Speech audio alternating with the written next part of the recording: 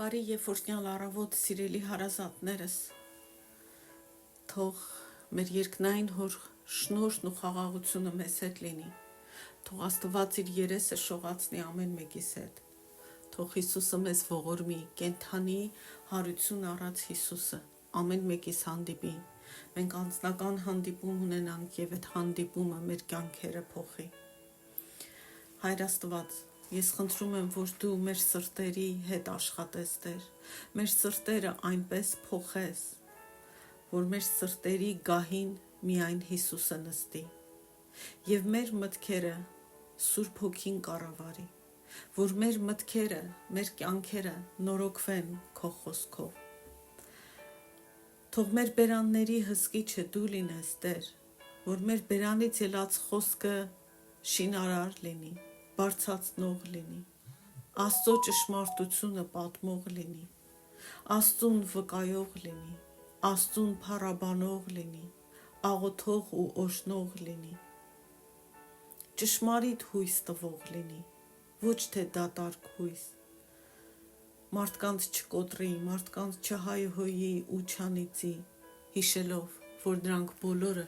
քո պատկերով ստեղծված են ու որ դու բոլորի համար խաչը բարձրացար, Տեր, Հիսուսի անունով աղոթեցի, ամեն։ Հիմա անդրադառնանք Թոմաս Ուոթսոնի ապաշխարության վարդապետությունը գրքին,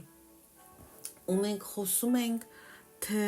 մեղքի հանդեպ այդ վիշտը, որ մենք պիտի ունենանք, մեղքի համար այդ վիշտը, այդ սուգը, այդ տրտումը, որ պիտի ունենանք,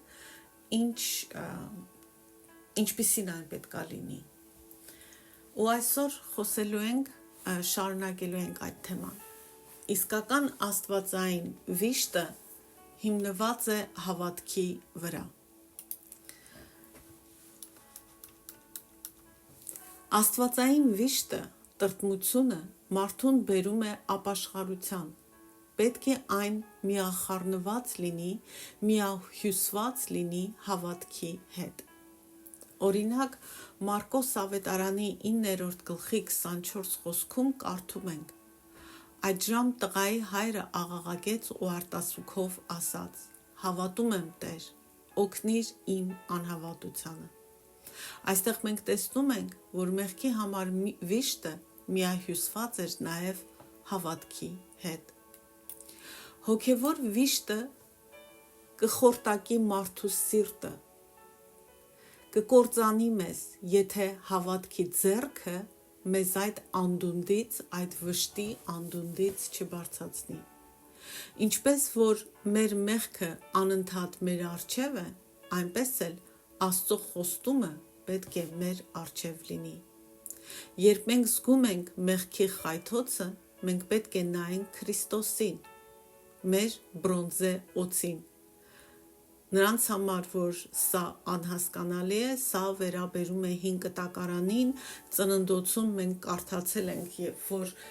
Իսրայելի ժողովուրդը անապատում էին եւ մեղք գործեցին եւ Աստված օձեր ուղարկեց ու նրանց կծեցին ու նրանք թունավորվել էին ու մեռնում էին, Աստված Մովսեսին ասեց բրոնզե օձ սարքի իր փայտի վրա, ով նայի նրան կբժշկվի, եւ սա նախապատկերն էր Քրիստոսին, որտեղ Քրիստոսին էլ խաչը բարձրացրեցին, եւ որ նայում է Քրիստոսին, ով հավատում է Քրիստոսին, ոչ թե աչքերով է նայում, այլ հավատում է Քրիստոսին, նա նույնպես փրկվում է։ Դրա համար է ասում,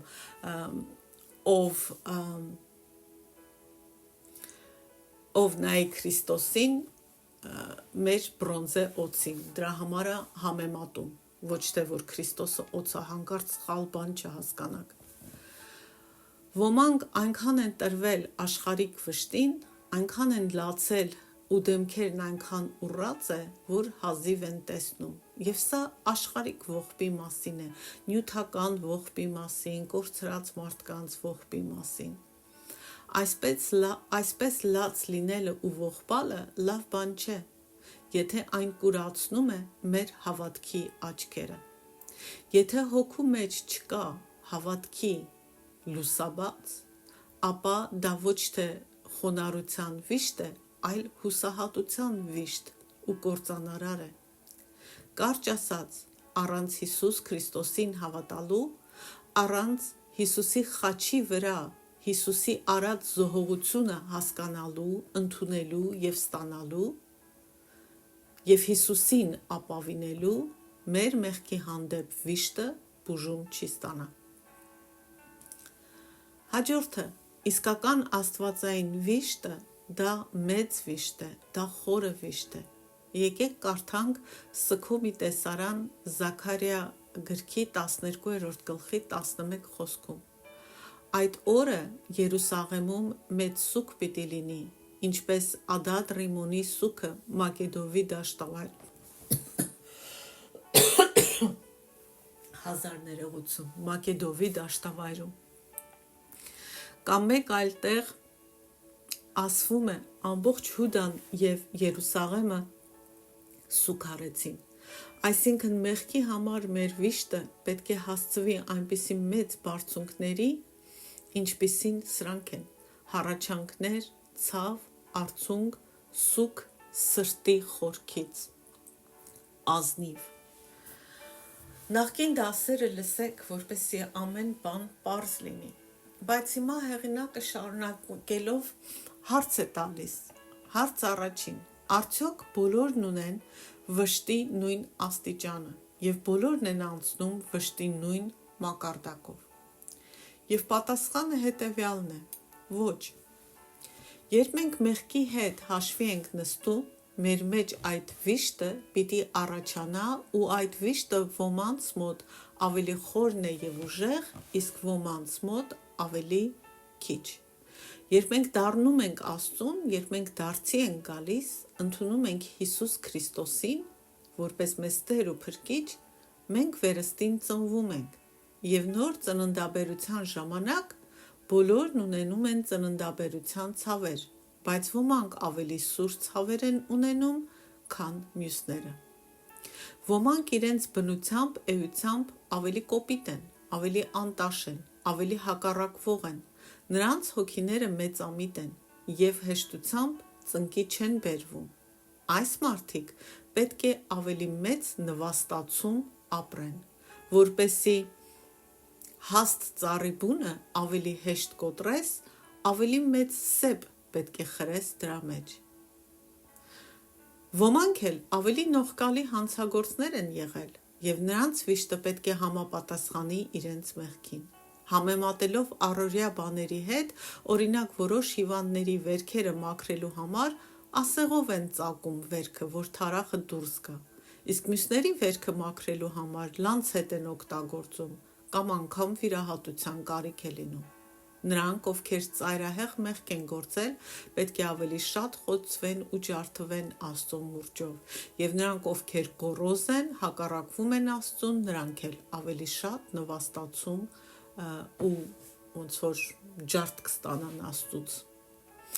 Ոմանք սահմանված են ու պատրաստվում են Աստծո կողմից ավելի բարձր ծառայության համար, որպեսզի զգալի ու կարևոր գործիք լինեն Աստծո համար և Աստծո ձեռքում, և այդ մարդիկ պետք է խոնարհվեն ավելի հզոր ձևով։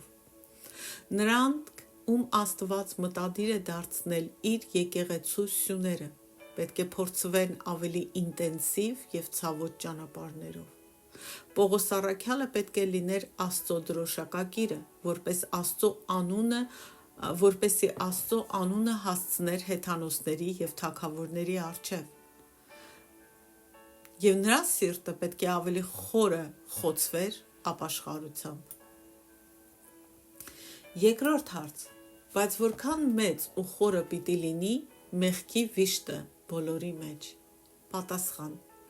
մեղքի համար մեր վիշտը պետք է լինի այնքան մեծ ու խորը, որքան մեր վիշտն է ցանկացած աշխարհիկ կորստի դեպքում։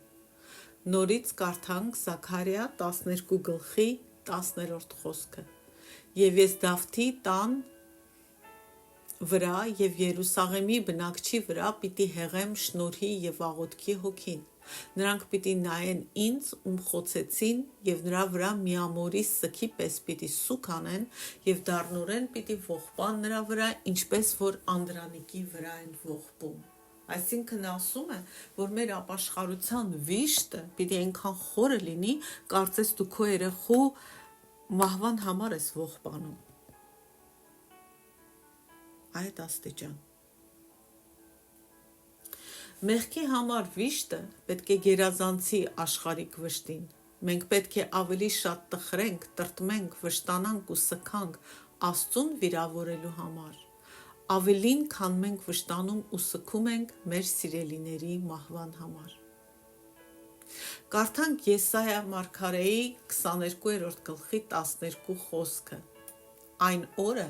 զորությունների Տեր Աստվածը ձեզ կանչեց լացելու եւ ողբալու, ձեր մազերը խուզելու եւ քուրձով գոտևորվելու։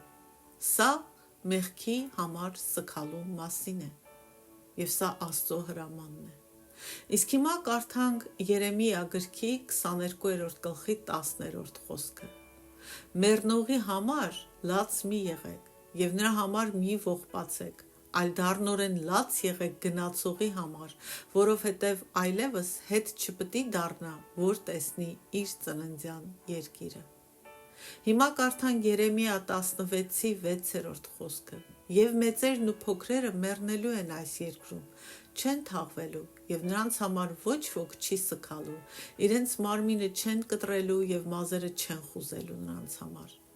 Սա մեզ պարզ ցույց է տալիս, որ վիշտը մեղքի համար գերազանցում է, գերեզմանում մեր սիրելիների մահվան վշտին։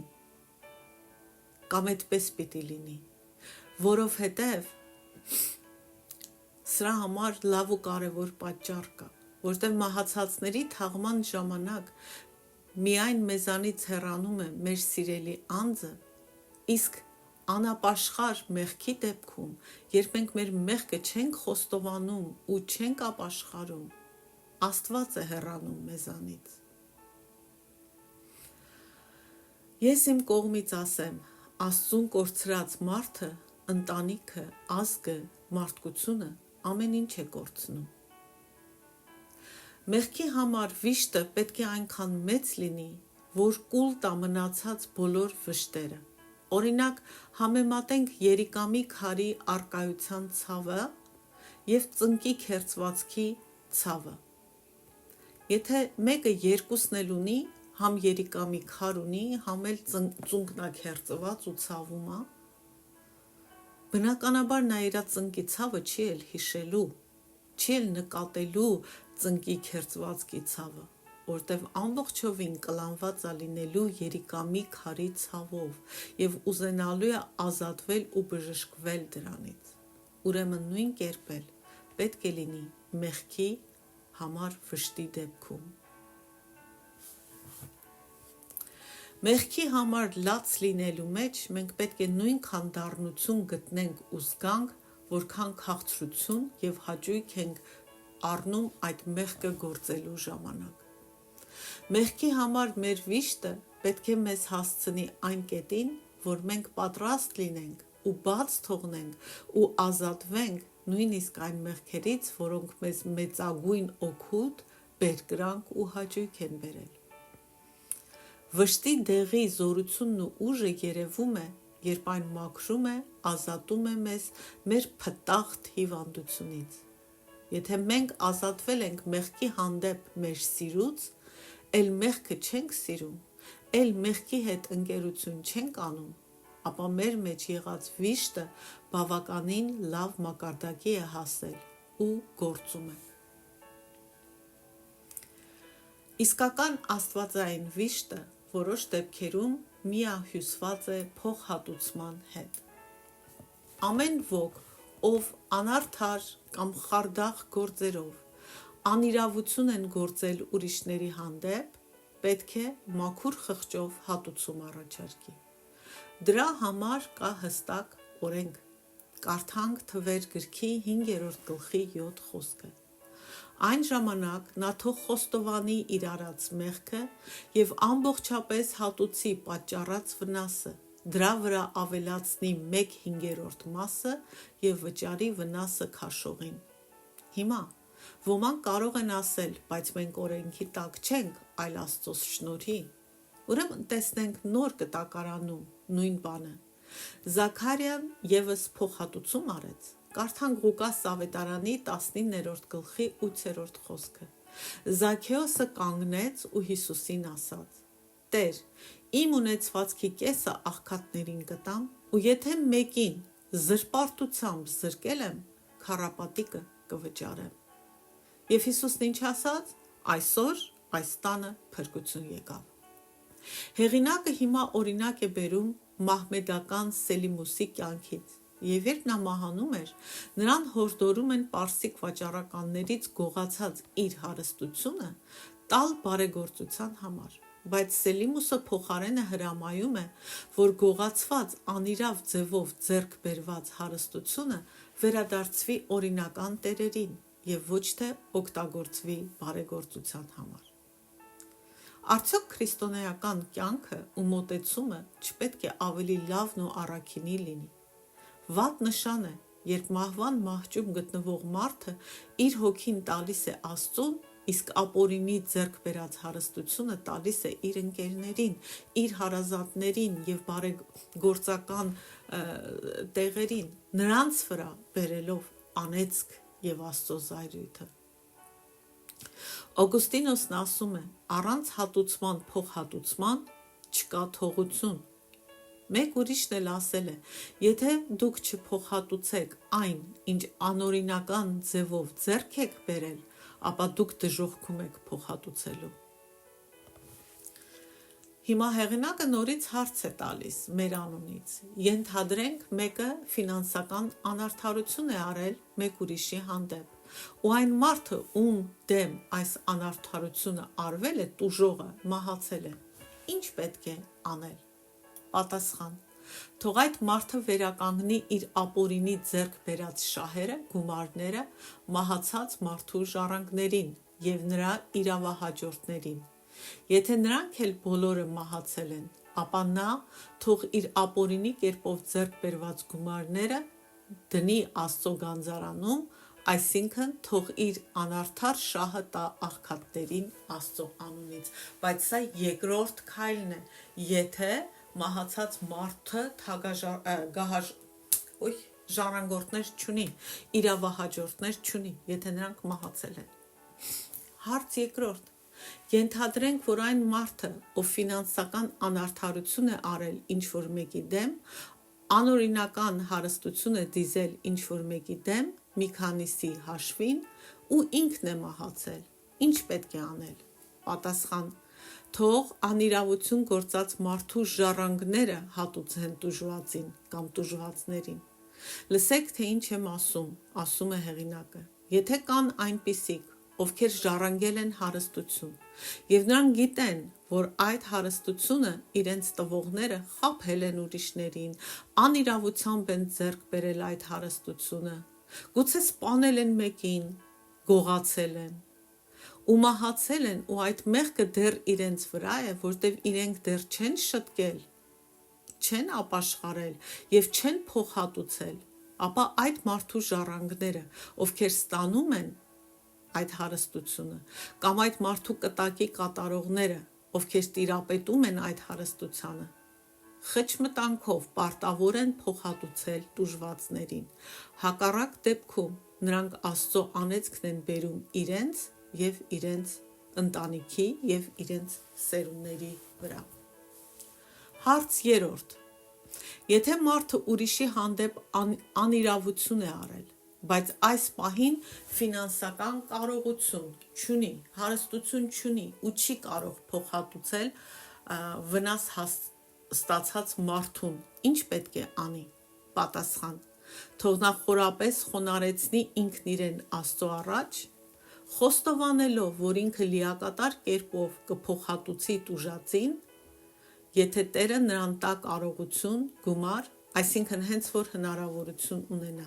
եւ Աստված կընդունի այդ մարդու խոստումը, բայց եթե խախտենք խոստումը, լավ չի լինի, նորից Աստծո ցասումը ու անեծքը կգա։ Աստծուն տված խոստումը երբեք չպիտի խախտել։ Իսկական աստվածային վիշտը մնայուն է։ Երբեմն, երբ մեր կրքերը ու զգացմունքները հուզված են, Մենք լացում ենք ու մի քանի արցունք թափում, բայց դա բավական չէ։ Ոմանք քարոզից հուզվում են ու լաց են լինում, բայց դա նման է ապրիլյան անձրևների, որ արագ ավարտվում է, ու անգամ կեղտոտ, փոշուց ու շոգից ծանրացած օդը չի մաքրում։ Ուրեմն իսկական աստվածային վիշտը պետք է սովորություն լինի մեզ համար, մշտական լինի մեր կյանքում, շարունակական լինի, որովհետև մեր հոգու հիվանդությունը խրոնիկ է, շարունակական է, հաճախակի է մեզ տանջում, ուստի մենք պետք է շարունակաբար բուժենք մեզ ապաշխարությամբ։ Երկրորդ Կորինթացիներ 7:10 խոսքը ասում է. որովհետև ըստ Աստծու ուզածի տրտմությունը ապաշխարություն է առաջ բերում փրկության համար, որի համար զղջալ պետք չէ, բայց աշխարհի տրտմությունը մահ է բերում։ Նրանք, ովքեր երբեք չեն վերապրել այս աստվածային վիշտը, նրանք շատ հեռու են ապաշխարությունից։ Ովքեր են այդպիսի մարդիկ։ Այդպիսի մարդիկ են. Առաջինը, նրանք, ովքեր անտեսում են ապաշխարության բուն իմաստը, իրենց ողջ ուժն ու եռանդը դնում են ծոմապահության վրա, իրենց մարմինները մեղքի համար խոշտանգելու վրա, ուխտագնացության վրա, եւ այս բաների վրա սրանց մեջ ոչ մի հոգևոր վիշտ չկա։ Նրանք տանջում են իրենց մարմինները, բայց նրանց սրտերը պատրված չեն Աստծո առաջ, իրենց գործած մեղքերի ու իրենց մեղավոր էության համար։ Սա ինչ է, եթե ոչ մեռած ապաշխարություն։ Որպես նարինե իմ կարծիքը ասեմ, մենք երբեք մեր մարմինը չպիտի խոշտանգենք, մենք Աստծո Սուրբ Հոգու տաճարն ենք, բայց ծոմ պիտի պահենք ու կարող ենք ուխտագնացության գնալ։ Կարևորը, որ այդ ամենը լինի առաջնորդված աստվածային վշտով, մեղքի հանդեպ մեր տրտմությամբ, եթե ոչ ծոմը կլինի ուղղակի դիետա եւ տանջանք մարմնի համար, իսկ ուխտագնացությունը կդառնա հաճելի ճանապարհորդություն։ Երկրորդ, մարմնավոր աշխարհիկ քրիստոնյաները, ում նույնպես խորթ է աստվածային վիշտ մեղքերի համար հասկացողությունը։ Այս քրիստոնյաները չեն կարող տանել լուրջ, խորը մտածելը, եւ նրանք նախընտրում են չանհանգստացնել իրենց գլուխները մեղքի մասին մտածելով, վշտանալով, ապաշխարելով։ Նրանք շատ տարիներ են ապրել որպես քրիստոնյա, սակայն երբեք մի արցունք անգամ չեն դրել Աստծո ապաշխարության սրվակի մեջ եւ չգիտեն, թե ինչ է նշանակում կոտրված սիրտ ունենալ։ Նրանց սրտում եւ հոգում մեղքի համար տանջանք ու վիշտ չկա։ Այսքանը այսօր։ Հուսամ, որ այս ամենը օգնում է մեզ հասկանալու ինչ է ապաշխարությունը եւ աղոթենք Աստծուն, որ ողորմի մեզ եւ նման ապաշխարության պարգև մեզ տա։ Ապաշխարություն, խոստովանություն, որ շարունակական է, ազնիվ է, խորությամբ է, որ պիտի փոխհատուցենք։ Ոչինչ ավելի թանկ չէ, քան մեր Աստված եւ այն փրկությունը, որ մերն է Աստծով։ Խաղ չանենք այս ամենի հետ։ Աստված օրհնի ու պահպանի ամենքիս։